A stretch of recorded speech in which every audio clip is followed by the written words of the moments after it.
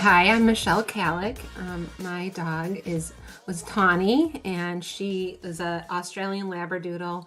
I rescued her in 2015 from a breeder who bred her, and when they were done breeding her, I rescued her and became her new mommy. It was a day that we went to the vet because I thought she was bleeding like somewhere in her head. I thought she got cut somewhere, and then they came back and said to me, "Oh, she's fine, but we found some lumps um, by her mammary glands on her mammary chain." And I was like, "What are you talking about?" I didn't even know anything about even like a dog's anatomy of being like that. She had like this, mammary glands.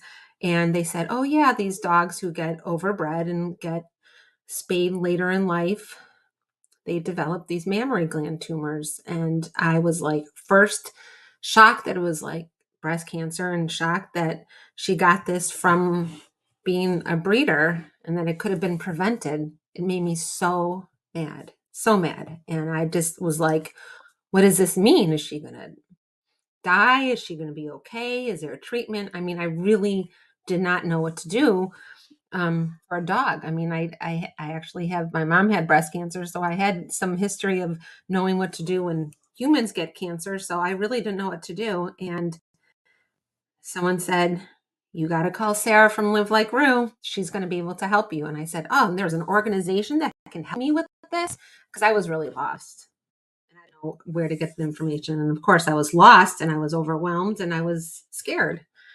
When I first talked to you, I thought you were doing this for like years. I mean, I never would have, you, to me you seemed so knowledgeable, and that it was just so um easy for you to talk about it with me.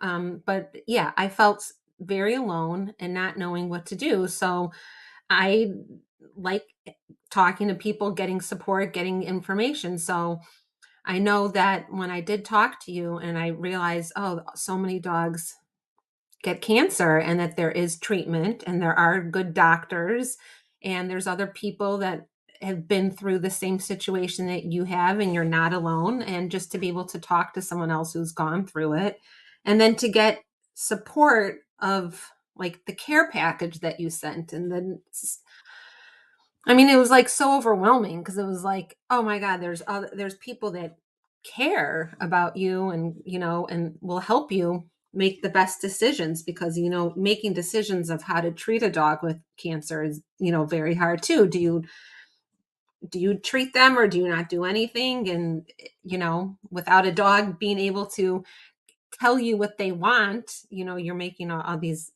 very, very important decisions for them. So it it was able to are you were able to give me information, so I was felt very positive and comfortable with what I decided to do for Tawny, which was, she had her tumors removed and she went through 5 rounds of chemotherapy, and she was cancer free from that time on. So we did the right thing.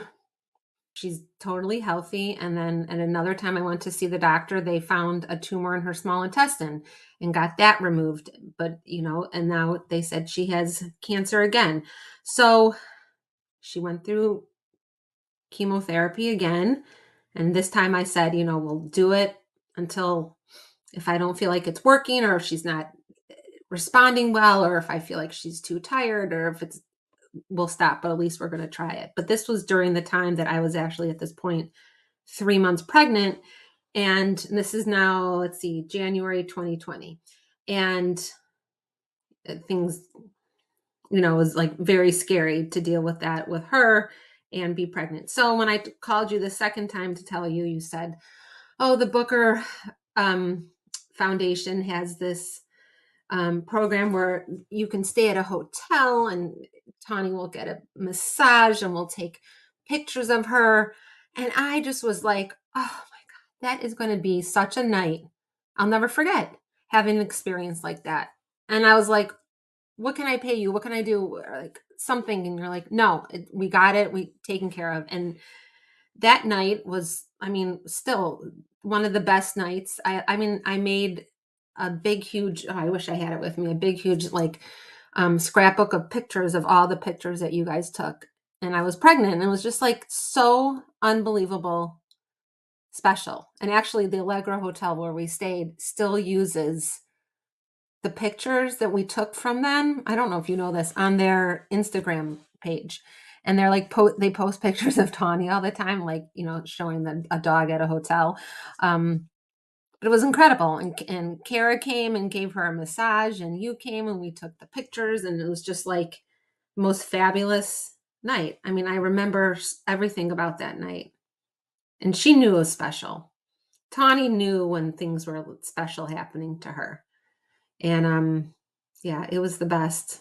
So thankful that you did that for me. You all did that for me. And her, of course, her. But it's like the club that you don't want to be part of, right? It's like you don't want to have to be part of something like this, but like when you are faced with a situation that's very hard to deal with, to have support of others, and to get tools and strength from others absolutely can help you. And that's exactly what you provide for people and their loved ones, their pets.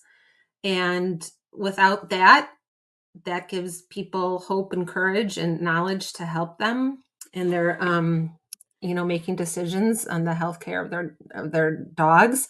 So I mean, it was everything for me to give me hope and to have this lasting relationship with you for 8 years now. So I feel very lucky, very, very lucky to meet you. Thank you so much, Sarah. Tawny crossed the Rainbow Bridge just on August 11th of this year. She did not pass away of cancer. She had kidney disease and old age, but Sarah and Kara sent this to me of Tawny, and I love her so much. I miss her more than anything in the world. She was the love of my life. And a love of my daughter's life. My daughter's now 3.5, and we love Tawny. Haley called her fur ball, which she was. Here's a better picture of her. I brought this too.